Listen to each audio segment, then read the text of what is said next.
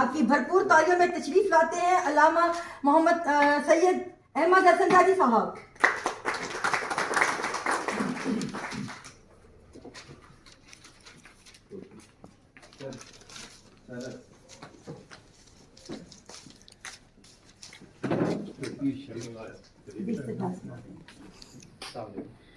فقیر احمد شریفی صاحب کو خوش آمدید کہتے ہیں۔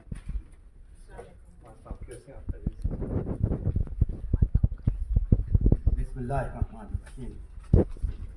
مسعود خان صاحب، طاہر حسین صاحب، وہ اسٹیج پہ بیٹھے ہوئے سب سے پہلے درگاہ پبلیکیشن کو خراج تحسین کہ انہوں نے کرنل ممتاز حسین صاحب کی 2 کتابوں کے حوالے سے اس تقریب کا انعقاد کیا۔ آواز آ رہی؟ بے پناہ شکریہ جی، بے پناہ، اور ہمیں اس میں شرکت کی سعادت حاصل۔ ویسے ہی بول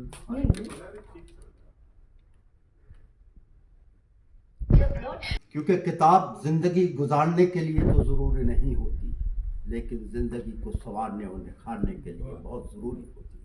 بہت خوش۔ کتاب ذہنی اور فکری بیداری پیدا کرتی ہے، شعور کو بلند کرتی ہے۔ اور حکیم سعید کی مجھے بات یاد آ گئی، زکا نسیم نے بھی ان کا حوالہ دیا تھا، بہت بڑی شخصیت تھے وہ۔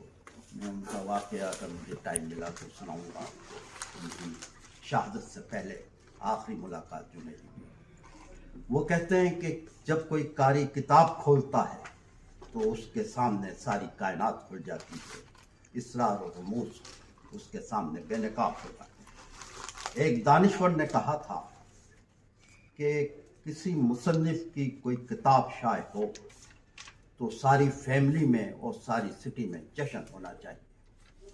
تو یہ تقریب بھی اسی جشن کی ایک شکل ہے۔ ہمارے عہد کے بلند پایہ ولی کامل حضرت خواجہ قمر الدین سیالوی رحمۃ اللہ علیہ نے 60 سال پہلے ایک جملہ کہا تھا، وہ ابھی تک تازہ دم ہے۔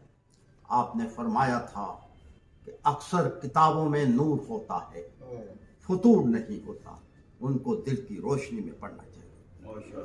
جہاں تک اسلام و ماحول کا تعلق ہے، یہ آج کا بڑا اہم موضوع ہے۔ آج ہم جس صورتحال سے دوچار ہیں، زمینی اور فضائی آلودگی جو ہے ہمیں گہرے ہوئے ہیں، اس ماحول میں میں کرنل صاحب کو ہدیہ تبریک پیش کرتا ہوں کہ انہوں نے 2 اہم کتابیں لکھی، اسلام و ماحول کے حوالے سے اور کرونا کے حوالے سے۔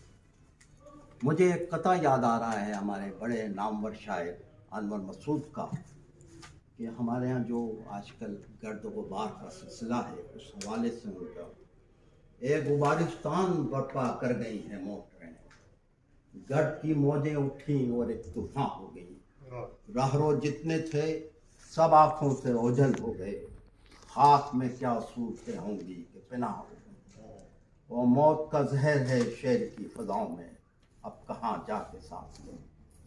ہم دونوں قسم کی پولوشن میں مبتلا ہیں، زمینی آلودگی بھی ہے اور فضائی آلودگی بھی۔ تو ہمارے ریڈیو پاکستان کے ڈائریکٹر جنرل زید بخاری نے کہا تھا کہ فضاؤں میں بھی جال بچھے ہیں، میں پر سمیٹ کے بیٹھا ہوں آشیانے۔ تو ظلمت ہمارا ماحول ہے، وہ تجلی ہماری منزل ہے، ہم نے تجلی روشنی کی طرف قدم بڑھانا ہے۔ رسول نے ہمیں جو نظام دیا وہ نظام بندگی بھی ہے، وہ نظام زندگی بھی۔ دوسری جنگ عظیم کے بعد لندن میں شاعروں، ادیبوں، دانشوروں، سائنسدانوں، سماجی سیاسی رہنماؤں کی ایک عالمی کانفرنس منعقد ہوئی۔ اس میں اس بات پر غور کیا گیا کہ ساری دنیا کو، خاص طور پر یورپ کو، تیسری جنگ کی تباہ کاریوں سے کیسے بچایا جائے۔ تو مختلف مقررین نے اپنی تجاویز پیش کی۔ تو نامور ڈرامہ نگار، ادیب و نقاد جارج برنارڈ شاہ بھی اس کانفرنس میں موجود تھے۔ ان کے ہاتھ میں کافی کا کپ تھا، وہ کافی پی رہے تھے، آدھی کافی ختم ہو چکی تھی، آدھی کپ میں بقایا تھی۔ ان سے کہا گیا کہ وہ مائک پر آئیں اور اپنے خیالات کا اظہار کریں۔ جارج برنارڈ شاہ نے وہاں پہ ایک تاریخی تقریر کی.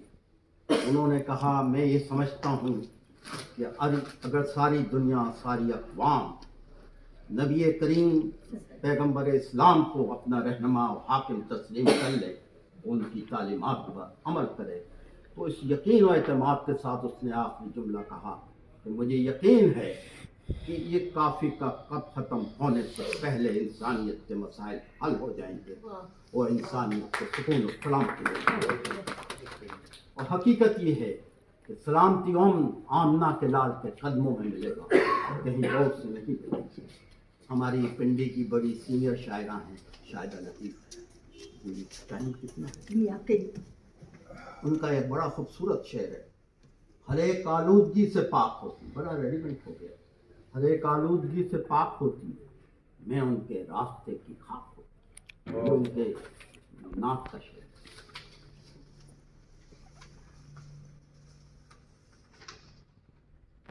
ہاں، جس طرح ہمارے ہاں عبدالستار عیدی بڑے عظیم سماجی رہنما تھے، اس طرح انڈیا میں راجہ موہن رائے ان کے ممتاز سماجی رہنما تھے. انہوں نے ہندو سماج کی اصلاح اور ارتقاء کے لیے بھرم سماج کے نام سے ایک تحریک شروع کی. لاکھوں لوگ اس کے ممبر بن گئے. بڑے پیمانے پہ اس تحریک کی پذیرائی ہوئی. رابندر ناتھ ٹیگور عظیم ناول نگار، ڈرامہ نگار، گیت نگار اور ایشیا کے پہلے نوبل انعام یافتہ ٹیگور، وہ اس تحریک کے اہم رہنما بنے، لیکن وہ تحریک ناکام ہو گئی. ہمارے علامہ سید سلیمان ندوی جو سیرت نبوی کے شریک مصنف ہیں، علامہ شبلی نعمانی کے شاگرد رشید، وہ بحری جہاز سے انڈیا سے انگلستان جا رہے تھے، تو ٹیگور ان کے ہم سفر تھے. تو علامہ سلیمان ندوی نے سوال کیا کہ ٹیگور صاحب، آپ کی تحریک اعلیٰ مقاصد کی حامل تھی، عوام نے بھی آپ کی حمایت کی، پھر یہ تحریک کیوں ناکام ہو؟ تو ٹیگور نے جو جواب دیا وہ سننے کے قابل ہے. اس نے کہا ہماری تحریک اس لیے ناکام ہوئی کہ ہمارے سامنے کوئی زندہ اور روشن سیرت موجود نہیں تھی، ہمارے سامنے کوئی بلند و برتر ہستی موجود نہیں تھی جس کا ہر عمل ہمارے لیے نمونہ عمل ہوتا.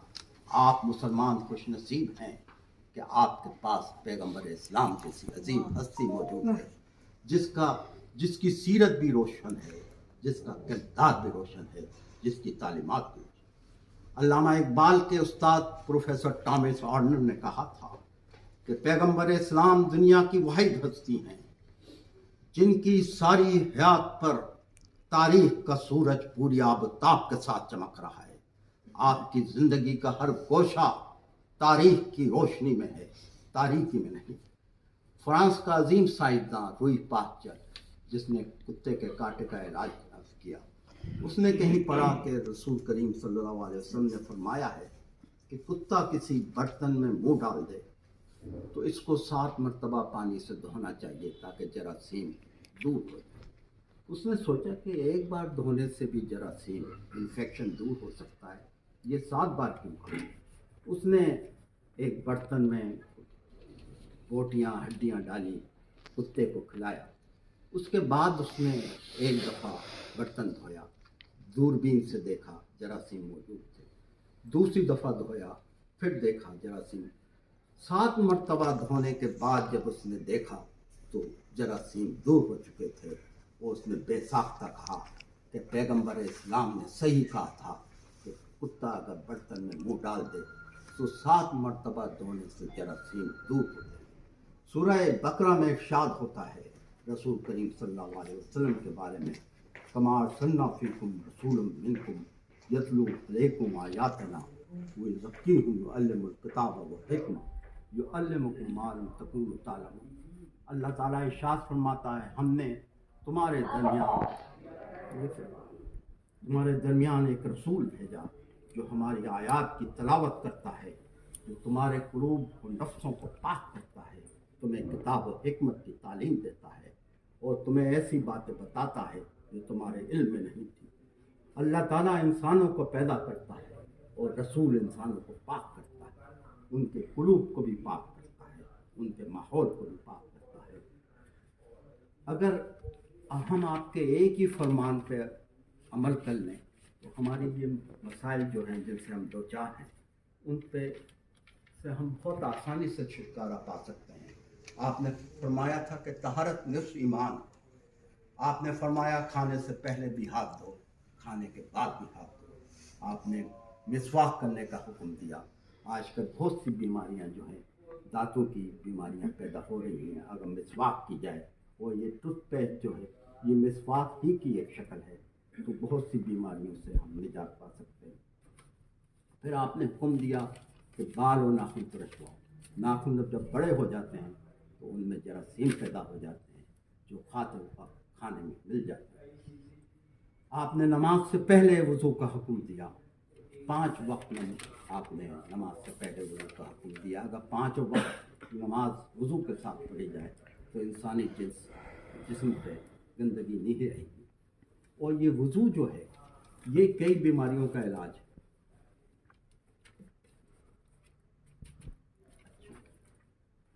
تو یہ اگر وضو کیا جائے تو یہ بلڈ پریشر کا بھی علاج ہے، اور سجدہ کیا جائے تو یہ برین ہیمریج کا بھی علاج ہے۔ تو میں اپنی تقریر کو مختصر کر رہا ہوں۔ آخر میں ہماری جو مسائل ہیں وہ آپ کا ایک اور بہت اہم ارشاد ہے کہ کھڑے ہو کر یورین پاس نہ کرو تاکہ تمہارے کپڑے اور جسم محفوظ رہے، اس کے چہرے نہ پڑیں۔